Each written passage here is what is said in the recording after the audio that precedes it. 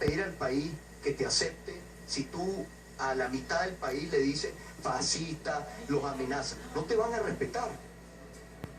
Muy buenas noches y bienvenidos al Espejo. En estos momentos se está celebrando la segunda ronda del diálogo entre el gobierno venezolano y la oposición. Esta vez no lo están transmitiendo por televisión ni por radio y tampoco asistió Maduro. El régimen debe haber llegado a la conclusión de que salió muy mal parado en su primer encuentro, porque los discursos de los comunistas son muy persuasivos cuando no tienen respuesta, pero no resisten ni siquiera un nivel básico de debate. Donde el diálogo ha tenido un impacto inesperado, tremendo, es en Cuba, porque Telesur lo transmitió y los interesados se han quedado maravillados con esa desconocida para ellos oportunidad de poderle decir la verdad en la cara a los gobernantes. Cuba está tan atrasada en derechos civiles que lo que ocurre en Venezuela es visto con envidioso asombro. Más adelante les voy a mostrar algunas reacciones directamente desde La Habana. También tendremos las declaraciones desde Caracas de los estudiantes que se oponen al diálogo y que señalan con toda justicia que ellos, los protagonistas de las protestas, no están representados en esa mesa. Recuerde que aquí en El Espejo queremos reflejar la realidad sin distorsiones.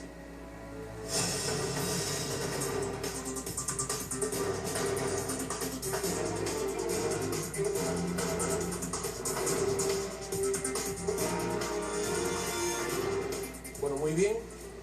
Vamos a presentar a nuestros invitados. Gisela Parra, bienvenida, que acaba de renunciar a la Secretaría Ejecutiva de la Mesa de la Unidad Democrática aquí en el exilio y que nos va a explicar más adelante exactamente por qué. Bienvenida. Buenas noches. Placer.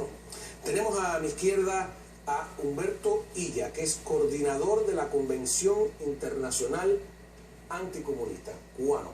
Cubano. Muchísimas gracias por estar aquí. Gracias a ustedes por invitarme. En la mesa. Y tenemos a Kennedy Bolívar, representante de esa juventud venezolana que se está jugando todos los días la vida en la calle y que lleva ya ¿cuántos días de protesta? Más de 40 muertos. Más de 2 meses ya. Más de 2 meses y más de 40 muertos, que se dice fácil. Anoche murió un estudiante de la Facultad de Farmacia de la Universidad Central de apellido Sánchez, que fue secuestrado y después apareció muerto.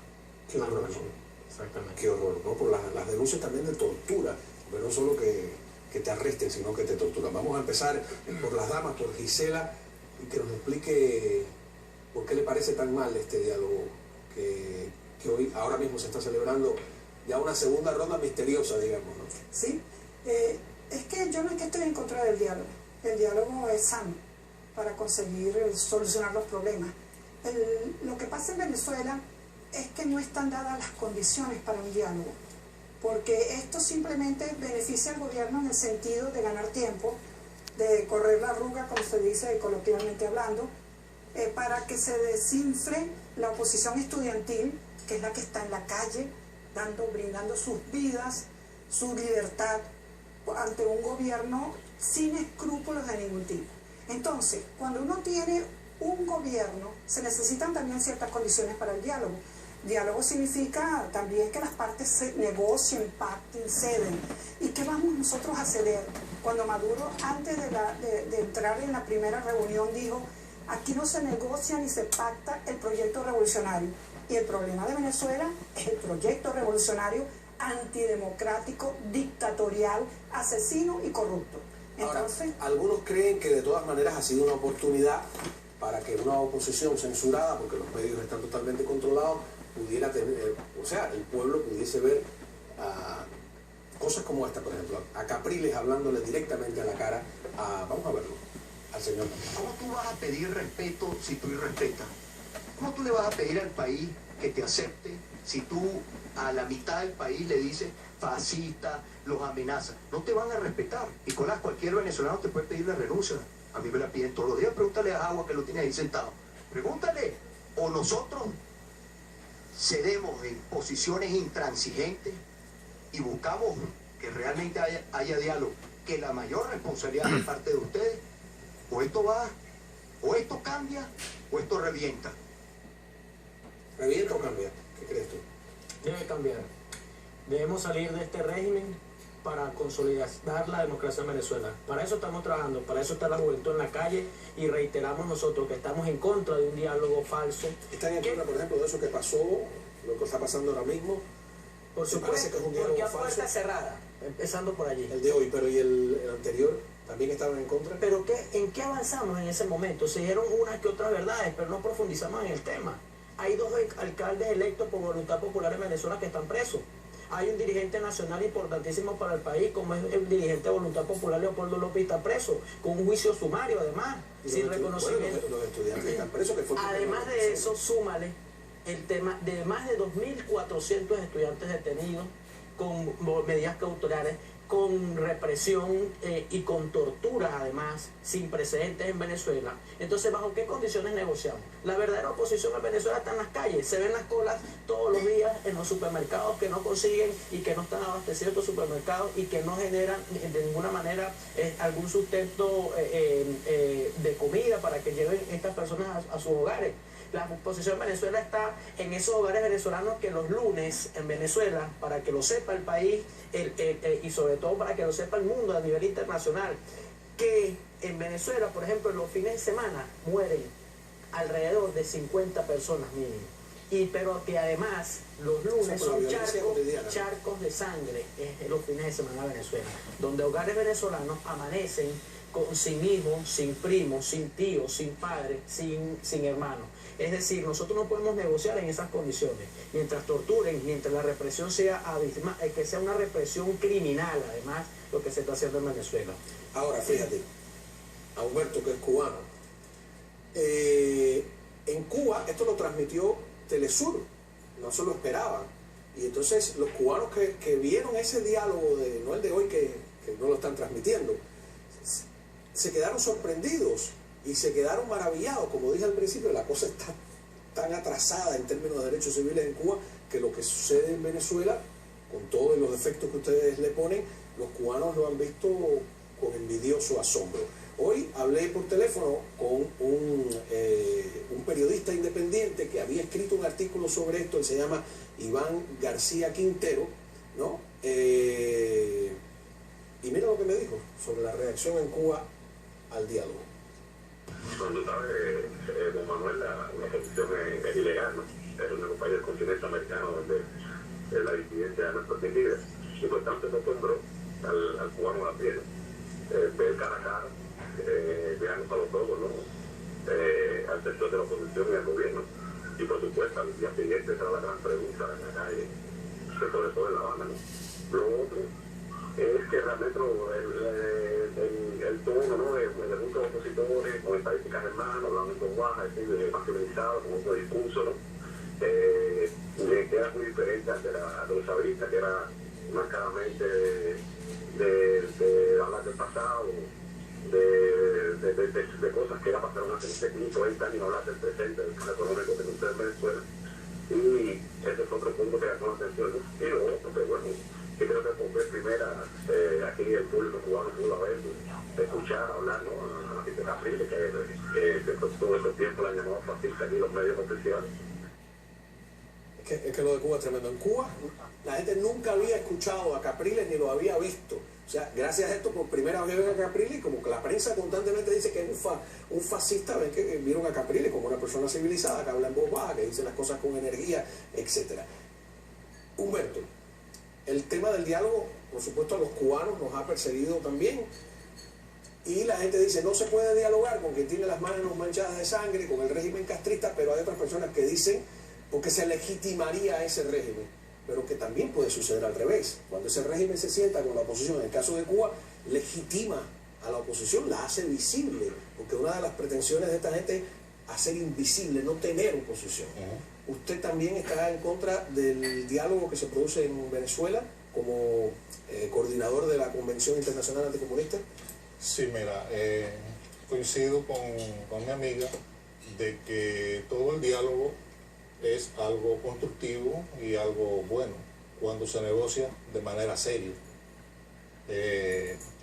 Esta gente que se han declarado marxistas, leninistas, pues dialogar con ellos no tiene sentido, Si vamos a ser serios y hablar de un diálogo en Venezuela, hay un factor que no se ha tomado en cuenta, que son los estudiantes, que son los protagonistas del cambio que se está produciendo en Venezuela y que a mi modo de ver deben estar en la mesa de negociación. ¿Qué pasa?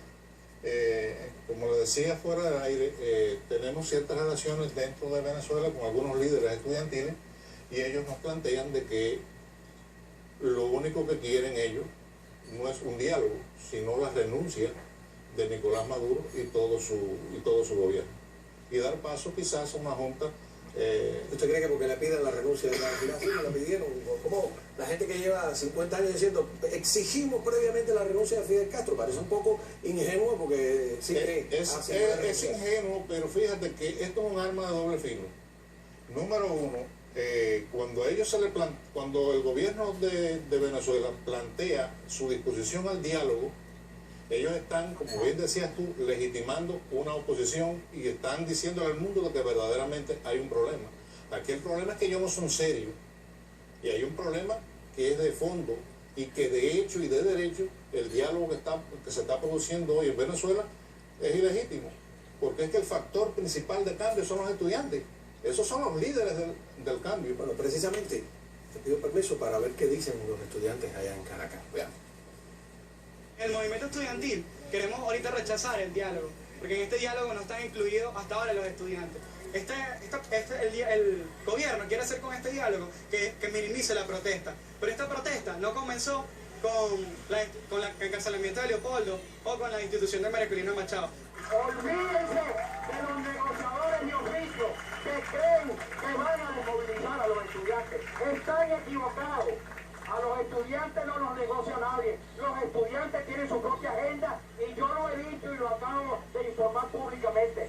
A esa mesa le falta la Iglesia Católica y le faltan los estudiantes. Somos los jóvenes los que estamos representando ahorita, no eso que se reúnen a un diálogo y a hablar entre ellos metidos en un cuarto con aire acondicionado. No, nosotros estamos en la calle. Ahora, ¿no será que están confundiendo? Yo voy a hacer aquí de abogado del diablo, diálogo con fin con el fin de las protestas, porque puede haber perfectamente un diálogo mientras continúan las protestas, como en Nicaragua hubo un diálogo que llevó a la democracia mientras los contras estaban batallando, ¿no? Porque está clarísimo que si los contras dejaban de batallar, los sandinistas no tenían necesidad de hacer el diálogo. Si los estudiantes dejan de protestar, que eso es lo que ellos quieren, no hay necesidad de diálogo. O sea, palo y zanahoria, para decirlo en un lenguaje poco político. ¿No cree que sería una buena estrategia en vez de decir no al diálogo? El tema del diálogo es que no representa lo que dicen las calles en Venezuela. O sea, las calles en Venezuela están reclamando y algo que no se va a resolver si no sale ese gobierno.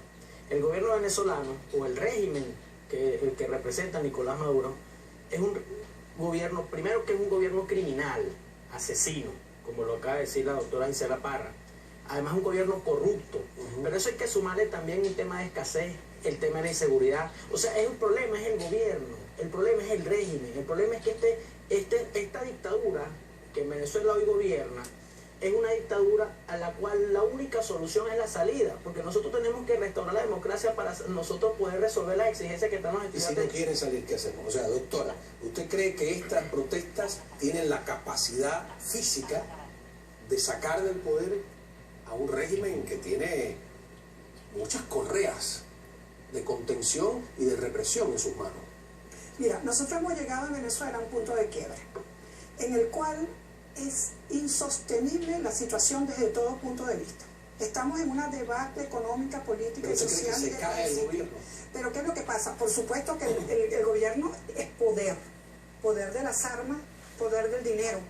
Lo hemos visto cómo ha comprado las conciencias de Latinoamérica y de Europa. Pero mi pregunta concreta, disculpe. ¿Usted cree que la protesta tiene la capacidad de derrocar al régimen de si Maduro? Se organiza la protesta y si el resto del país democrático apoya, porque yo quisiera ver a Fede Cámara, yo quisiera ver a los sindicatos, yo quiero ver también a los rectores de las universidades, al lado de los estudiantes, a los políticos, al lado de los estudiantes de verdad, no uno por aquí y otro por allá. Falta una organización total al lado de ellos, que son los que han demostrado una madurez política, un diálogo sincero, idealismo. Eso es lo que necesita el país. Y en eso todo el país tiene que apoyar. Cuando se unan todas las fuerzas vivas del país alrededor de esta juventud tan valiosa, llena de ideales, que le hace falta precisamente un país tan corrompido, entonces sí tenemos nosotros completamente la victoria enfrente, porque vamos por buen camino. Esto le ha quitado en el mundo entero la máscara al gobierno, al régimen, por eso no es un gobierno, al régimen que tenemos, de que verdaderamente el mundo se dio cuenta de que tenemos enfrente una dictadura sin escrúpulos. Porque yo quisiera creer en la victoria, sería la mejor, la gran victoria de la juventud, de la oposición, en las calles, heroica, con una mística incluso, pero ¿qué pasa si fracasa? Si no tienen la fuerza suficiente para derrocar el régimen y no hay otro camino abierto, no sería inteligente tener las dos cosas, es lo que insisto yo. El problema, a nuestro modo de ver, y la información que tenemos hacia el interior de Venezuela, es que los políticos tradicionales carecen de confianza en la gente. Hay un factor, y te lo repito ahora, muy determinante. Capriles, por ejemplo, es un político tradicional, porque estábamos hablando de políticos tradicionales, los de los viejos partidos quedaron, desaparecieron en esta... Pero hay una cosa guarimba histórica que hemos vivido, ¿no? Hay una cuestión estratégica aquí que ha surgido prácticamente sin pensarlo, que son esta cuestión, este liderazgo estudiantil que está en las calles, que son los protagonistas del cambio. No hay otra cosa. Este diálogo de estos políticos tradicionales no va a resultar con esta gente que está en el poder. Obviamente el cambio está en esos estudiantes, en el liderazgo de esos estudiantes. Nos parece que hay muchos políticos tradicionales, muy pocos luchadores cívicos, que es lo que hace falta para la organización que estaba hablando Gisela.